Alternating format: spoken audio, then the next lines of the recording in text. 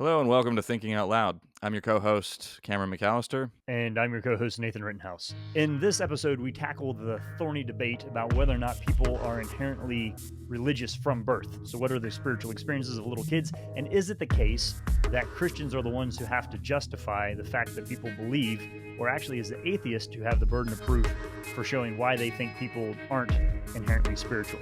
It goes back and forth. Cameron and I weigh in. I think this will be helpful to you as you think about what it means to be a human and how to engage the big ideas that we see happening in the world around us today. Like, share, and subscribe. If you want to support the work that we do, you can do so by visiting www.toltogether.com. And Nathan, today I'm grumpy. And let me tell you why. I'm often grumpy, but here's today's reason. I'm tired of the old kind of piece of folk wisdom these days that says, well, it's not old, actually, I guess it's kind of new, but it says that unbelief is the default position.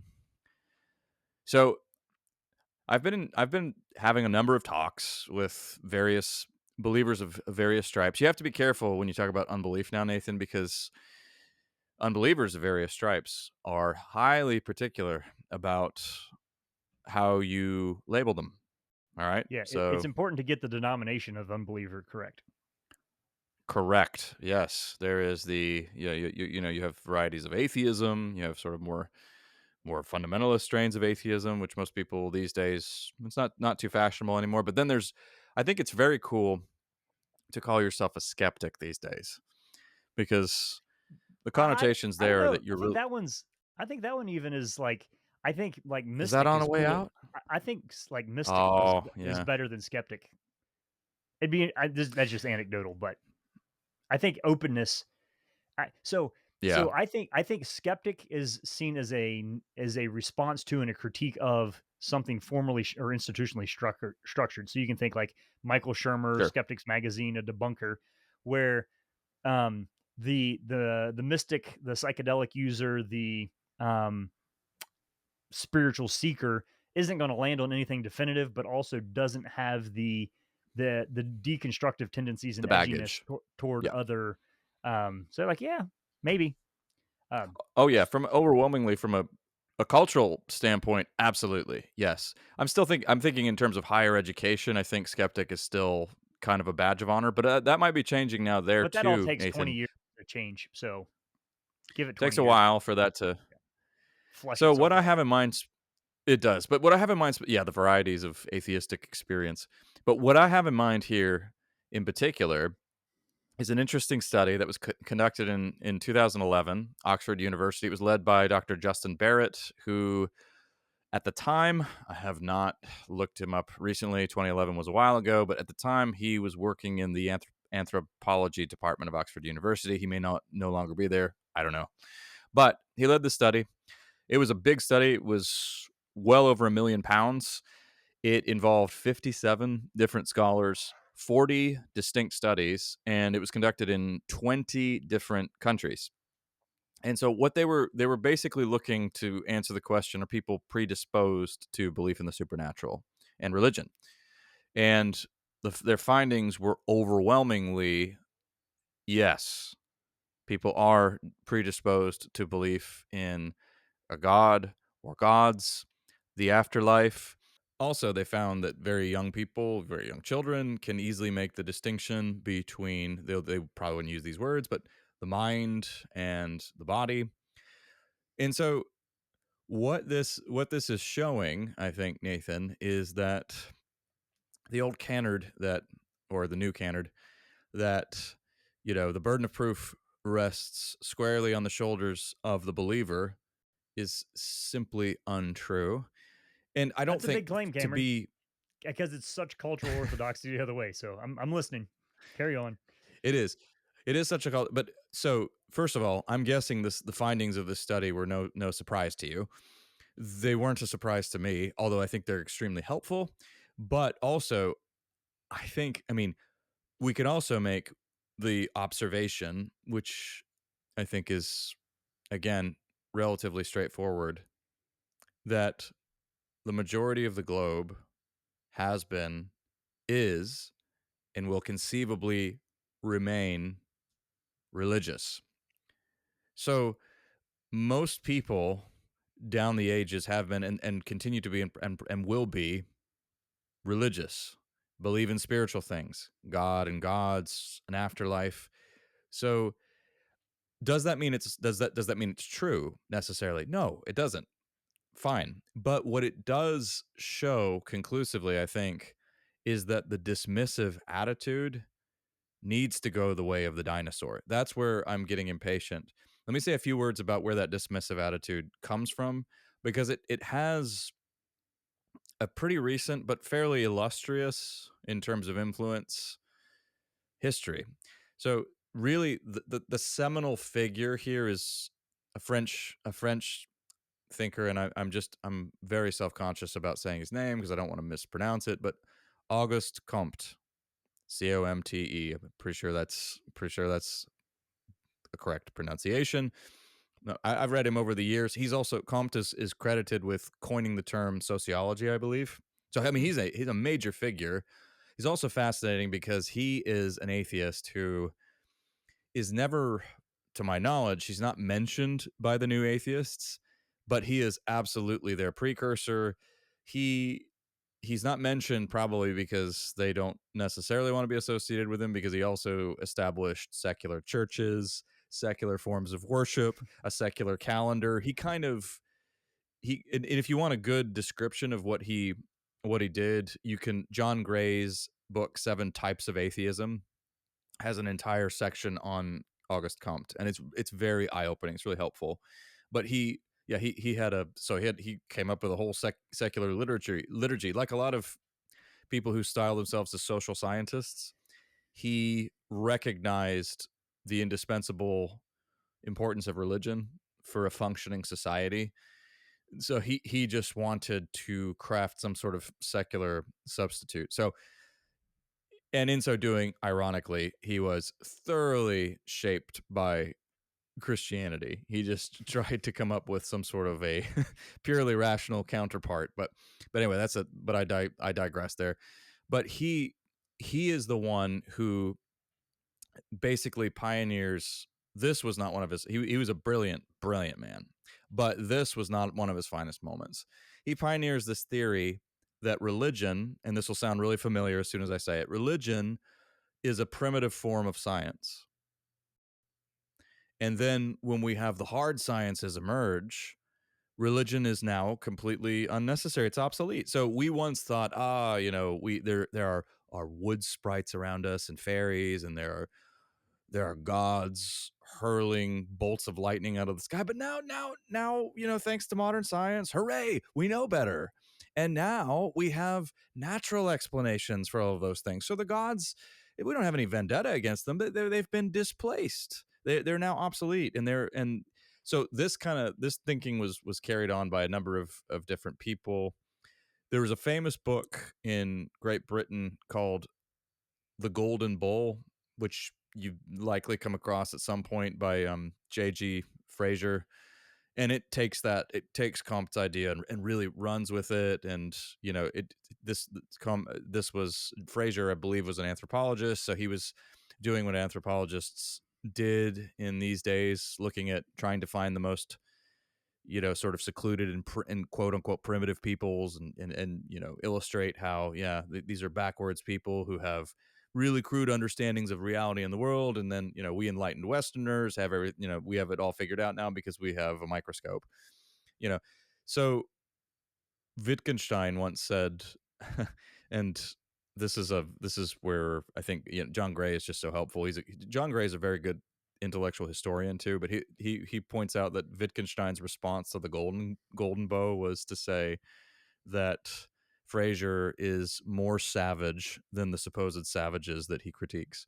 And he just meant that this is such a simplistic way to look at religion, but we're still living in the shadow of that. And I think a lot of people these days, actually, I think, Nathan, in line with what you were saying earlier, a lot of people would totally agree, and they would say to dismiss something as complex and rich as, say, Hinduism, and just say, oh, it's pure primitive thinking, is unbelievably backwards and just quite silly.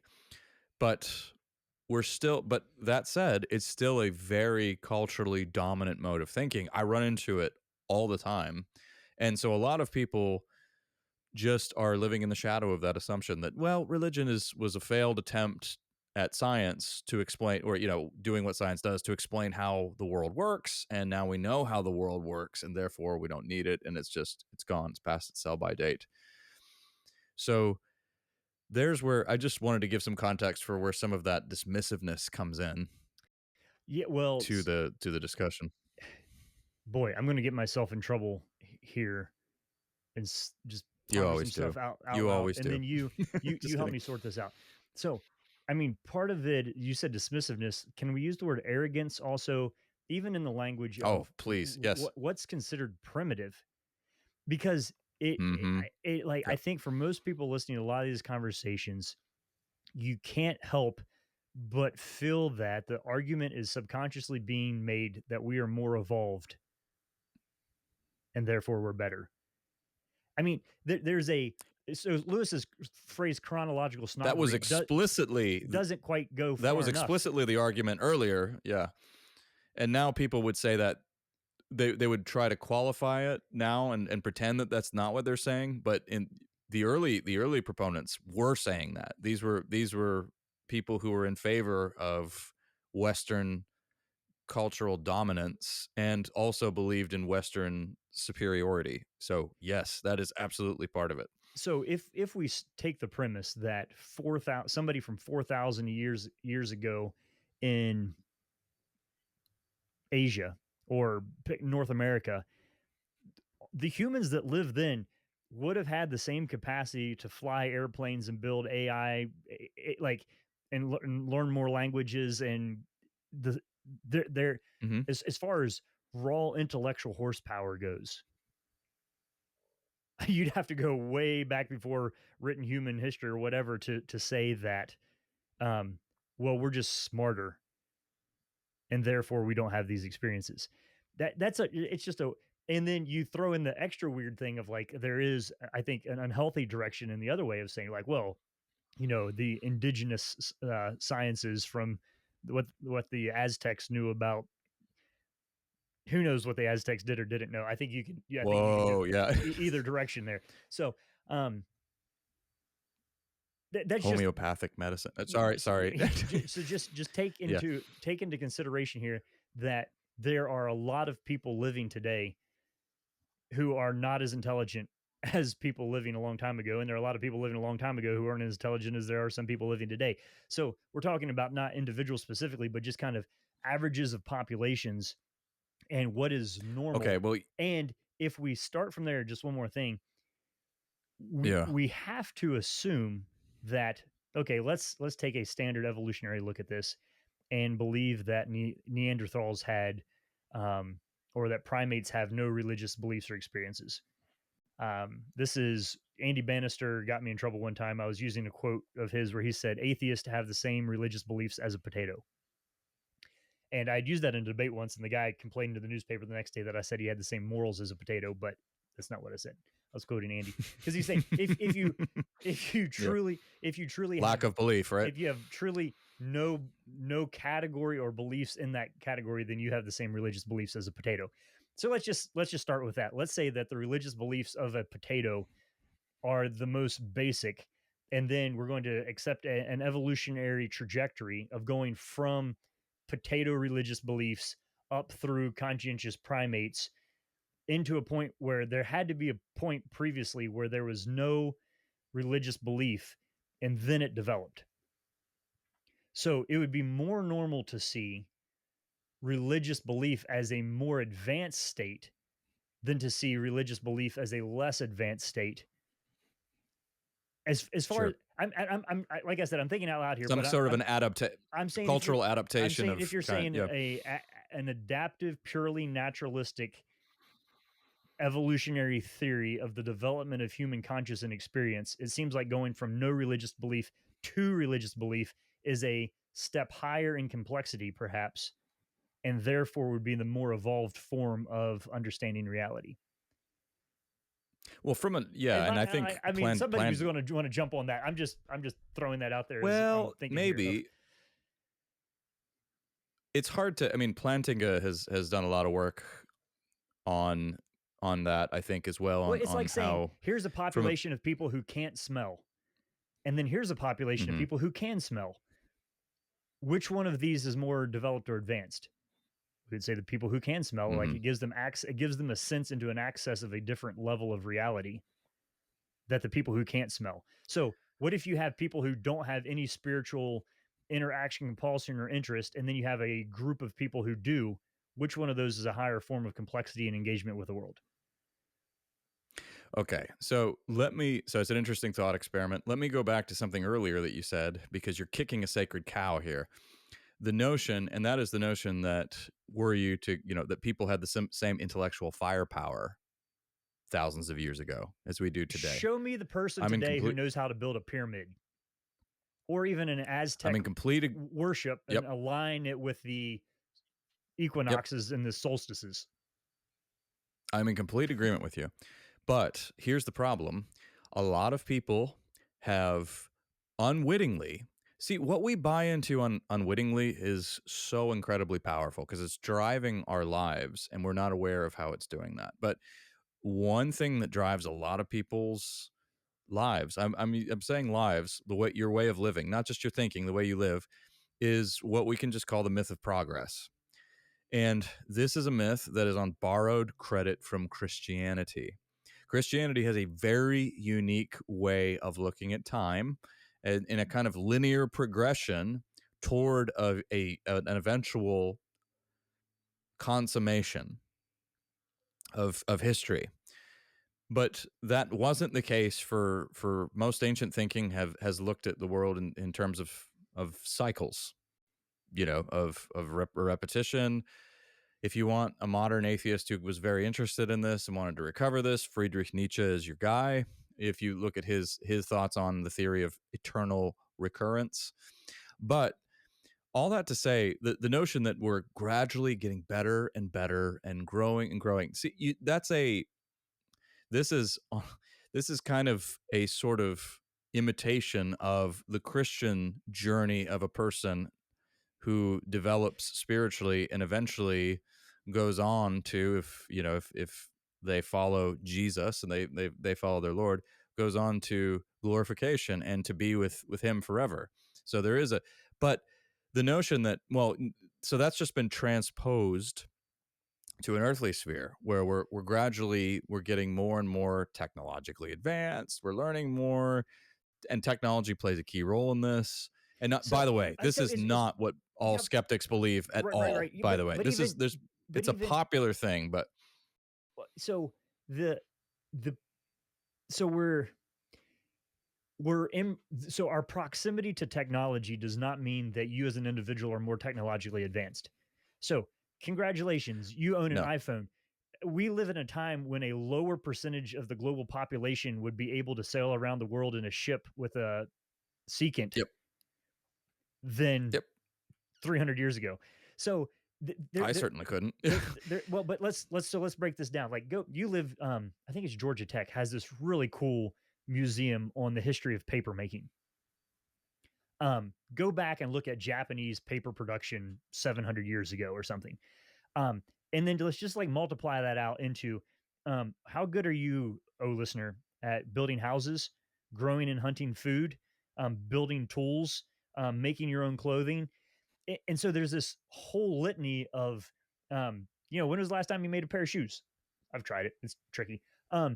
Just there's this whole litany of human experiences of like actual practical technical knowledge of survival that we live in a very weird bubble of time where we functionally don't have to have any practical material skills in order Yes. to exist. And I think that is the Yeah. context of the bubble in which a form of theological naturalism or technological naturalism masks and hides reality from us in a way that we can have these little bubbles of privilege that are Hmm. parasitized off of the genius of the past that make us suddenly think we don't need the same foundations as the people had who built the context in which we can deny those foundations from. But think about this. Okay, so our quality of life is orders of magnitude better than the quality of life of a peasant in the Middle Ages. But So that's that not is because you're a true. better human.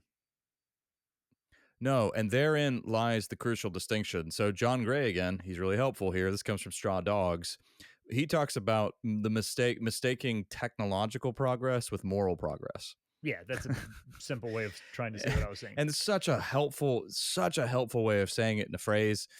And of course he's right. I mean, if you think, I mean, look at the, if you want to be dismissive of a primitive religion or something, I mean, when we actually look into the tenets or the specifics of whether we're talking about some Ecuadorian tribe or if we're talking about the Rig Vedas, sacred texts of Hinduism, there is, it's marvelously sophisticated.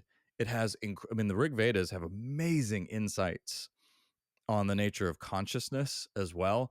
And so I think there's a greater recognition that this kind of arrogant, dismissive attitude is, not only is it wrong, it's seriously clouding our judgment. But the other thing I want to bring in here, Nathan, I want to bring to the table of this, what studies like this 2011 Oxford study are also showing, I think it's not just about burden of proof. I am tired of having somebody try to hide behind the unbelief and try to pretend that they have as much belief as a potato, because it's certainly not true. So you could, in that sense, I mean, I've heard people say, well, I'm an atheist, but that's just a lack of belief.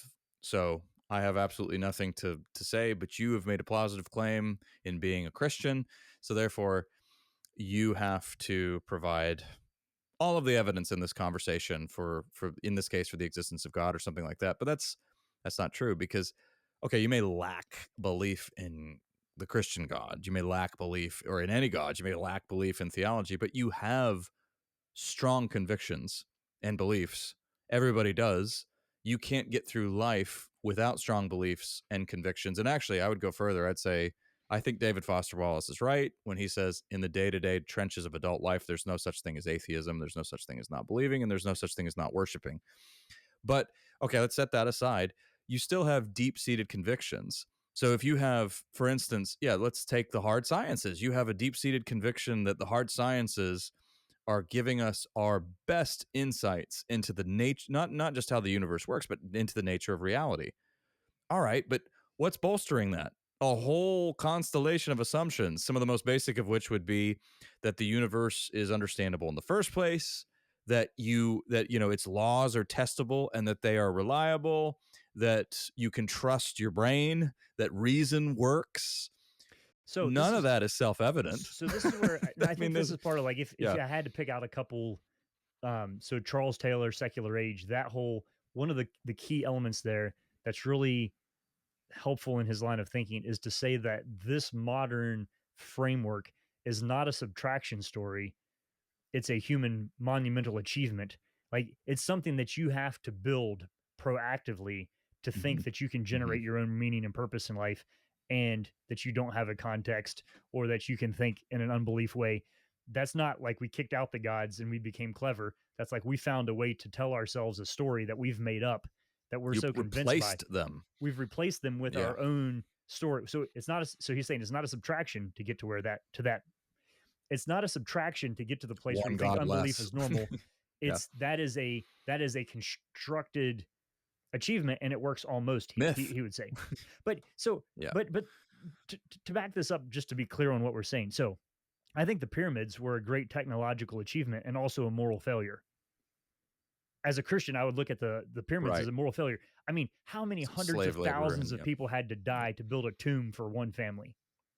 Or the Mhm. massive cultural and national resources that were wasted, I would say. And so it's really neat to look at as the technological achievement. But you think, like, think about what it represents, that you had a family of dynastic power, to the degree that you could use the resources and intelligence and the lives of humans in order to build that. Mhm. That's wild. So I am not romanticizing anything from the past at all when I talk about similar intellectual capabilities, nor am I saying that all, quote, ancient wisdom is equally valuable and true. So yeah, there's some stuff that's cleverly said about consciousness and wrong.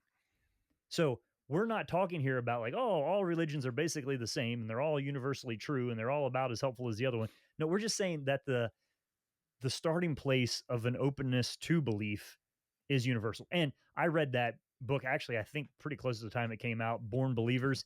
For some reason, I thought he was Mm, working with Fuller Seminary at the time on some of that as well, and found it fascinating. I can't even remember if I wrote or did a podcast or something. I mean, that was a long time ago, but on this mhm. idea that basically it does look like the default human position is born with a spiritual orientation, capability, distinction, and interest. So, I think a bigger argument I would bring here to the table is the notion that we're born as a kind of tabula rasa or a blank slate is, I think, false. And I think it's demonstrably false. There are plenty of people who are, whether they acknowledge it or not, operating under that assumption. And I mean, I think that there are a number of ways to show the deficiency of that thinking. First of all, one of them would be the innate, and this has been tested and experimented and studied into the ground. But the innate capability of linguistic capabilities that we have. mhm. It's not just that you can't come to language. There's way too much to be said here. It's immensely rich and complex. But basically, you can't just come to language completely empty-handed and then acquire linguistic capacities. You have to have innate aptitudes to do it in the first place, and they really have studied this extensively. And Noam Chomsky actually did a lot of work on this in his early years, and I think he had theories about a kind of universal grammar, and I can't remember the precise terminology that he used, but basically what he was referring to is an innate capacity for language and complex language. So there are a number of that's just one way to show how rich is the human mind and how it is not the notion that it's a blank slate doesn't make sense of the way human beings behave. It doesn't make sense of human consciousness itself. So the notion that we're predisposed to that we have innate predispositions toward religious thinking, toward language, all of this is overwhelmingly borne out by the global scene as well and has So, been. well, that's what I was going to say. So I'm Did we hoping really this, need an yeah, Oxford University study to know this, or if no, or no, if we were willing not to at all. take But human experience as evidence? So, here's the thing: my experience does not count as evidence for you on anything. However, if enough people have the same experiences independently, it's worth mhm. thinking about looking into it. Like, so I don't want to overplay the idea that, oh, just because everybody has these experiences, there's something to it. I get that, and I'm sympathetic to a small s skepticism or small c cynicism on the degree Yeah, to which we can articulately and meaningfully distinguish these things. On the other hand, sure. there is enough there that Oh yeah. you have to be pretty self-absorbed in order to say,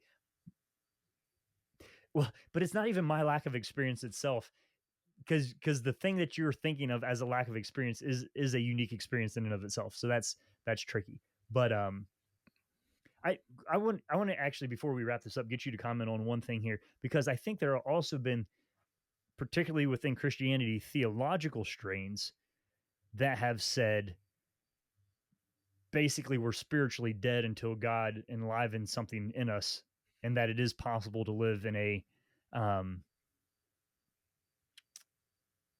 can you say something about strains of theology that would, or that we need to clarify about some strains of theology that would say we're um, spiritually awakened but not attuned to God, or what you see the role of the natural capacity of humans to respond to the goodness and the beauty of the revelation of God? I think this would be a bit of a hang up, and I'll put my cards on the table first. Is that I do believe that part of being made in the image of God and recognizing we're born outside the garden, born in the sin, and that there is a damaging effect to sin in the world in which we're born into. I was born on the other side of the tracks.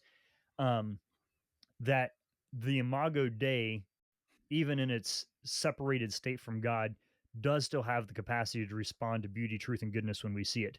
And that is a gift from God. That is the act and the working of God in creation. Mhm. And it's part of his mercy that that is retained in it. I think you have another line of theology that says, absolutely not. You're dead in your trespasses and sin. A dead person can't do anything.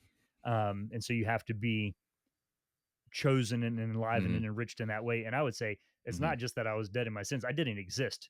And then God created me and I respond to the Mhm. way he reveals. So there would maybe be a distinction in there too. But do you have any wise words of clarification, maybe for somebody who's listening to this conversation and saying, wait a second, this idea that we're born believers, that we have an innate spiritual desires and capacities doesn't necessarily jive with my Christian theology? Can you tidy up Sure. any loose And ends there for us? there's well, I can't tie up all the loose ends. I mean, there's a spectrum there, and Mm-hmm. I am in agreement with Nathan on this one. So I think we are inescapably spiritual creatures, and I do think the noetic effects of sin are real, that it does impair our not just our reasoning, it impairs our spiritual insight, but not completely. We are made in the image of God. And so what I would say, just this would be an outworking of what Nathan was saying is, yes, we have in us an innate capacity because of being made in the image of God Yeah, it's still the work to of God. respond. He's still sovereign. It's He's the one still who the does work the of doing. God. Yeah. Absolutely. Yeah. Cool. Yes, he's the one who does that, but we have in us that capacity, that receptivity to truth, goodness, and beauty. However, we also, if we but we remain inescapably spiritual creatures, Yeah. whether That's the we point. are in church or not. Yeah, so that you can't live in a spiritual vacuum. And so that's why I think it's very interesting if you look at various, believe unbelievers of various stripes, you look at the shape of their lives, especially if they're well-known people, whether they define themselves as atheists or skeptics. Yeah, you're going to find religious behaviors in their lives, whether they're explicitly trying to construct some sort of a secular cathedral or secular religion. Some of them are way more obvious about it, or whether they're like Richard Dawkins writing books called Appetite for Wonder and extolling the natural beauty of the world. I mean, he might say that we're puppets, dancing to our DNA, but he also is clearly captivated by the immense beauty and majesty of nature. But or people will move toward, I mean, right now we're experiencing a resurgence of interest in the occult and in the pagan, Well, so, and that none of that but is surprising. no, but what, see, all right, this is, I'm painting with a broad brush here. And so I recognize there's going to be nuance and differences to this, but the idea of the content non-believer functions only in affluence as far as I'm aware. So let's take Richard Dawkins and have him grow up in um, a small Moroccan village where he's working 7 hours a day alongside his family to harvest the food for you know, Yeah, your disposition to contentment when you don't have the material crutches. Like I was struck reading James this morning where he's talking about the scattered churches, about persecution, consider it pure joy when you go through these trials. And it's like, it's mind boggling. What does James teach us to pray for when we're going through suffering? Wisdom on how to live well in suffering. That's different than saying, because what we want to say, like, hey, let's pray that God gets us out of the suffering. relief. Give Like, me relief, relief. give me relief. Yeah, And so I'm yeah, just saying we've lived in a time in which there has been relief from nature. yeah. Like, Well, let me if say you a live few. in a house that you didn't build and you have food that you didn't Yep. grow and you grew up in a household where somebody else is like, you've Hmm. been protected from reality. You And have, I'm and not no, you're saying that totally right. dismissively. I'm just saying, like, let's recognize that if you woke Hmm. up in a bed this morning and had electricity and water flowed into your building like through a pipe, Yeah, that's nuts. yeah. That's not normal. You are you're sheltered largely from the recognition of your vulnerability and your fragility. Now, COVID, I think, shattered that a little bit for some people, and that was for many a big kind of a spiritual awakening. But here, let me say a few words about, because you're right. And I'm not arguing that people in these kinds of circumstances are necessarily spiritually content or anything. I'm trying to describe where that spiritual restlessness can drive you. But you're right. It's assuming a backdrop of ease and comfort and convenience, and let's face it, a consumer culture that offers these things to you as options, right? You go out and buy a deck of tarot cards. And I'm sorry if that sounds dismissive, but it's hard not to be when you look at the way people, this sort of, I like Tara Isabella Burton calls this the religiously remixed mindset. You take a little bit of this and you mix and match. But here's the thing. Let's take Richard Dawkins again. He doesn't even have to forget a Moroccan village. He's come to this recognition a little bit haltingly and huffing and puffing, but he doesn't like what's happening in England right now. I bet there are a lot of He doesn't lovely like what's Moroccan happening. villages, by the way. I don't. I was just making stuff up as I go there. So, Of course, yeah. yeah. But he doesn't like what's happening in England right now. He doesn't like what's happening politically.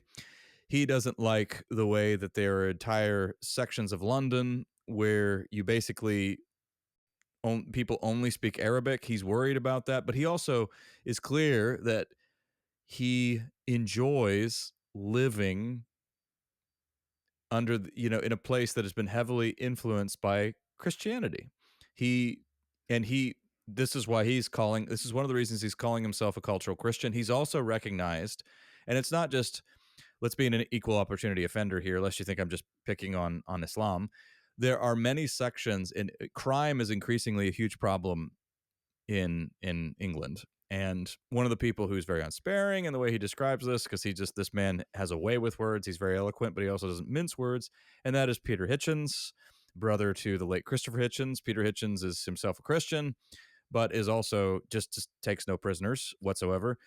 And he describes he'll talk about how people like Richard Dawkins, they live in these beautiful areas, like, sections of Oxford that are largely safe. But he goes, if you walk into the districts of what he calls practical atheism, knifings, random crimes, I mean, just a degree of lawlessness. Now, am I saying that, all atheists are bad people? And no, I'm not.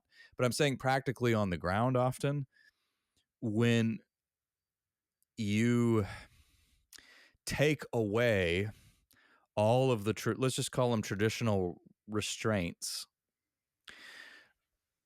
all hell often breaks loose.